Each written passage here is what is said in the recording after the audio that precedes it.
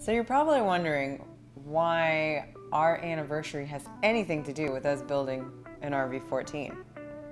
We're about to celebrate our 2nd year wedding anniversary coming up today. Here's the story of what inspired us to build an RV-14A and what it has to do with our wedding anniversary.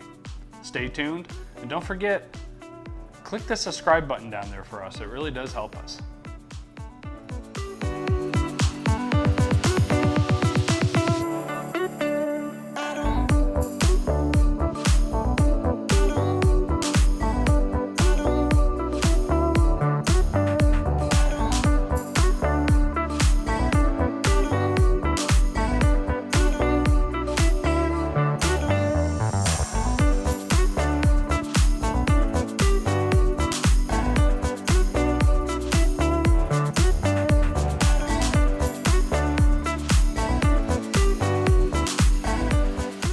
So why is it that we're building an RV-14? I know we're about halfway through this build, and it's a question I ask myself all the time because, wow, this is a project we got ourselves into. Well, surprisingly, 2 years ago, it all started out as a little surprise for the groom. She pulled off the surprises of all surprises at our wedding. And it started, real advanced. You planned ahead, like weeks, months ahead of time? No. It started as, oh no, we're not going to have fireworks. Ken's super bummed. What can I do that will be big? So you reached out to a couple of our flying friends that you've been introduced for, and this is before you became an aviation, you fell in love with aviation. Yes, this was all because I knew it would be epic and the guests would love it, you would love it, and half the people at our wedding were pilots. 3 days before the wedding, I came to the conclusion that we needed a flyover to open up our wedding. So she dropped a few hints to me. I kind of thought that a flyover was going to happen. To be honest, I was thinking someone in our flying club airplane, the Sundowner, was going to fly over, or a Bonanza was going to fly over. But as this unfolded, I realized that my wife does it big every time. So 3 days before, you say, hey, I want to fly over. So talked to a couple of different flying groups. Thank goodness it was the Falcon Flight Formation Team who flies all RVs, and you've probably seen them at Oshkosh, who was like, yeah, we'll do it. And it started off real small, that we were just going to have a 2-ship flyover. Which would have been phenomenal. And the next day, 4-ship flyover. Fantastic. The morning of our wedding, six RVs are going to be flying over to open up our wedding. 6 RVs, tight formation, 3 of them with smoke on. You had to communicate with them about where the wedding venue was, which conveniently was not on Google Maps at that moment. So it was a new wedding venue, so the only thing I had to go off was like one main road in town. So I grabbed it off Google Maps and just hand drew in where I thought, the aisle was, and where the pews were, chairs were, and where the altar was, and where exactly I was going to have Ken and I stand. And so it looked like a kindergartner drew it, but it worked. And they hit their spot right down the center line, within seconds of the time they said they would be there. They did a really good job. Now, we had a COVID wedding, so we were live streaming the wedding, and I had produced this wedding. And our wedding party kind of got together to do a nice little intro dance to open up the wedding, which I thought was going to be the moment that was going to steal the show. Never been so happy to take a back seat in my life, because then, I had the music timed out. I had the plan in my head. And I told my friend Dave Allen, who was directing the wedding for me, 10 minutes before the wedding starts, I am no longer the producer, I am the groom, so good luck. He did a fantastic job, but she had a little wild card to... Well, I had to throw a wrench in all of your plans. Absolutely. So the song starts. She starts walking early. I'm like, that's not in the script. That's not the cue. That's not the cue. So I started my aisle walk early, and then halfway down the aisle, I stopped. I'm like, that is not how this was scripted. What now? And then my maid of honor and his best man grab him and bring him to meet me in the middle of the aisle. And during this, the song has changed because I had already talked to David about it. And he's playing my song, and Ken's like, where'd this song come from? And he's like giving me these big eyes, like, what's going on? Just trying to figure it out, but I knew she was surprising me with something special. And then we get the first glimpse of smoke trails. And in my head, I'm going, who do I know who has smoke on their airplane? Nobody. And then I start seeing, wait, there's 3 trails of smoke. I think I knew one person who had smoke, not 3. I was like, what has she been able to pull off? My favorite moment is that picture that was taken where we first see the formation, and I'm like, look, look, look, look.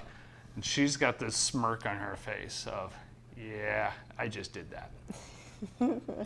And then afterwards, the only thing the formation, the Falcon Flight Formation Team wanted was a copy of the video, and for the proper credit of all the pilots to be mentioned and announced.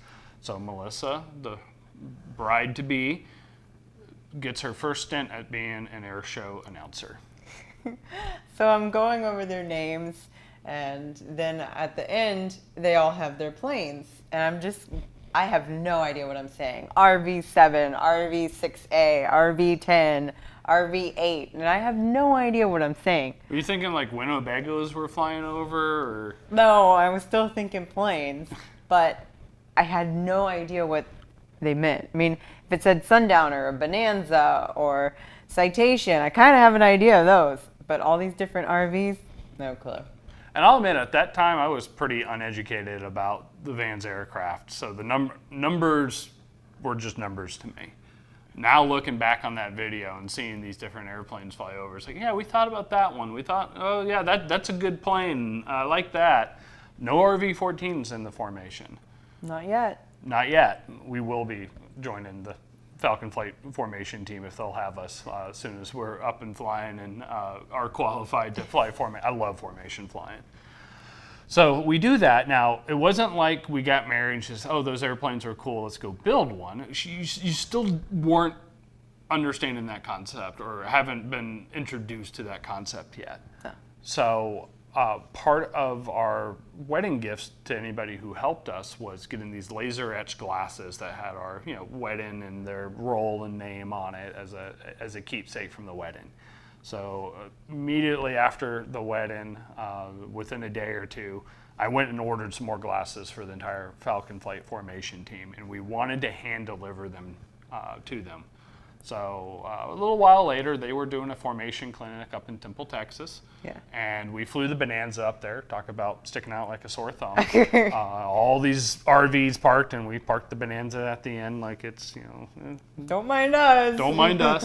And made sure we delivered those glasses to the pilots there. And that's when you started looking at these RVs up close for the first time. So this was when I was finally realizing what an RV was and what home built was.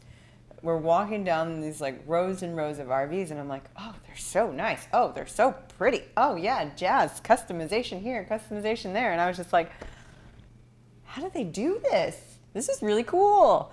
And I fell in love with all of the uniqueness of everyone's planes. But I still wasn't quite to the point where let's do it yet. But I was very intrigued. I loved everything about it. I thought it was so cool. When I told you all these were built as home builts and they're not like manufactured airplanes, your eyeballs went like popped out of your head. It's like, yeah, because it was just amazing. Like, how could someone do that? So then that was several months before Oshkosh 2021. Mm-hmm. And then we flew the Bonanza up to Oshkosh 2021. flew 60 miles short of Oshkosh where we got a flat tire, so robbed her of her Fisk approach coming into Oshkosh, but we did get it before the end of the week, so she got her Fisk. And, it was her first Oshkosh. Yes, it was life-changing. It was. She went saying, I'm going to be the best passenger and co-pilot that you would ever want, but that's all I ever want out of aviation. It's cool, I enjoy it, but take me places. You were not an aviator. I was never planning on playing a majorly active role, no. But we started walking through home built. And which honestly is a section of Oshkosh that previous years I have not spent much time in home built. Just wasn't my thing. Well, we came across Vans Aircraft booth. And that is when light bulbs and sirens and everything started going off, and I realized that I went to the booth and I was looking at the brochures laid out, and I was like, oh my gosh, they sell these things in kits. It's like Legos, and then they have the displays out there that are really cool. You had the 12 and the 14 and the 8, and I was just like, and there's all these different styles. These are RVs. These are the ones we can customize. These are the ones we can, make special, make our own. Add a smoke system. Add a smoke system to it. And I was like, I want to do this. Did you tell me that? No, not yet. No. No. So what? It was in here. When during the week did you make this decision? So then I started, after I saw what all was happening at Vans booth, I started really taking in a lot more information. I was just like, oh, they sell nice seats. Oh, they've got, different props, and oh, there's engines. And so it became overwhelming really quick in my head. And then finally one night at camp, I was just like, all right, we need to talk. But I had talked to some of his other pilot friends too, and they had told me that this isn't going to be a quick process. This is going to be a multi-year thing. And I'm like, oh, okay, so this is like a real commitment, like for life. It's embarking on a whole new journey, that's for sure. And so I thought about it a little more, and I was like, okay, well, I'm not going to spend 2 to 3 years of my life building an airplane that I can't fly. So then I started talking to them about learning to fly, keeping Ken out of it because I wasn't quite sure which way he was going to go on it. Which way did I go? You went on the, hell yeah, let me help you. So I think it was Friday. It's either Thursday evening or Friday. It was towards the end of the week. Yeah, towards the end of the week that we're sitting at the campfire, and she has this conversation with me. I guess in her head she's thinking that, there's a potential for resistance. You just never know. You never know, and I get it. It's a big thing to say. And it wasn't like she's saying, hey, can we do this? She was like, I want to do this. Can you share the left seat with me? And obviously I jumped at this. This is something she wants to do. My only questions were around making sure this is something that she wants, not she's trying to do to play into the things that are important to me. And I told her, it's like, this has to be a 50-50 split build ownership. This is not her thing that I'll come along and help out with, or my thing that she will help out with. When we build together. Who's in charge of this build? We are. But we do this together because I think the thing that had always kept me from considering a home build is how much time it took and how much time it would take away from family and loved ones to build. And never in my wildest dream did I feel that I would have a loved one in my life who would want to be there with me. So it was like the whole world turned upside down that day. But now we had 2 days left of Oshkosh to go really do some everything. hyper research of, went to builder assist programs and talked to them and quickly weeded that out. And it's like, no, if we're going to do this, we're going to do it. And got home from Oshkosh, spent another month doing a lot more research, talking to other builders, other people who would be available to help us if we got in a pinch. Kind of like some of the more mom and pop builder assist type things, and finally called Vans and said, take our money. And then the waiting game began. Yeah. For supply chain and all that, and that's how we got started. And we picked the 14 over the 10. I think really the 10 or the 14 were the only two viable ones for us because, well, we wanted something we can travel in. So we wanted baggage space. We loved the extra baggage in the 14.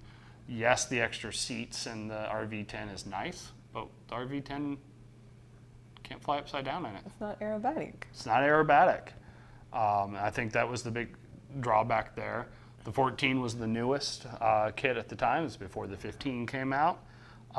We liked everything that we heard about how the manufacturing of the kit has progressed to where it's at to make it a build that we felt competent and confident that we would finish. Because there are some builders out there who want to spend their whole life building, and yeah, if I never fly, I never fly. That's not us.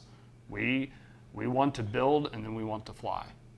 This may not be the last airplane we ever build. Oh, I guarantee you it won't be. But this plane we want to see in the air in a relatively normal amount of time, and I think the limiting factor for us is going to be when kits show up. Yeah. We've got all the kits on order now, and it's just when things show up, I think we can keep ahead of them arriving. Yeah. But that's kind of why we landed in the 14. I think the 10's a great airplane.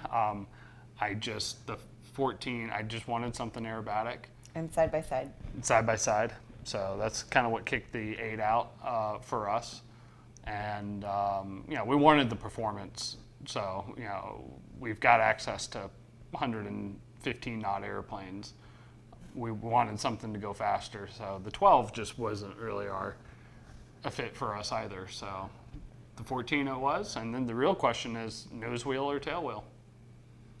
Well, it became an issue of Melissa wants to fly it, so we're going to go with the nose wheel. Yeah. When we first decided this, I was like, I want tail wheel. I want tail wheel because I got my tail wheel endorsement, have had very little opportunities to actually use it. So I thought this would be a great opportunity. Then we started thinking insurance and wind conditions, and there are days that you would fly the nose wheel, but you would not fly the tail wheel because of the winds, crosswinds, and all that. And we decided we wanted a plane that would open up more days and be more suitable for Melissa transition into as a newer pilot. So here we are with the RV-14A, and that's kind of the story of how 14 Victor Echo got born. Happy anniversary. Happy anniversary, my love. 2 great years and a few more to go. But I think we'll have this built in 2 years. So we'll make it work. Thank you for joining us.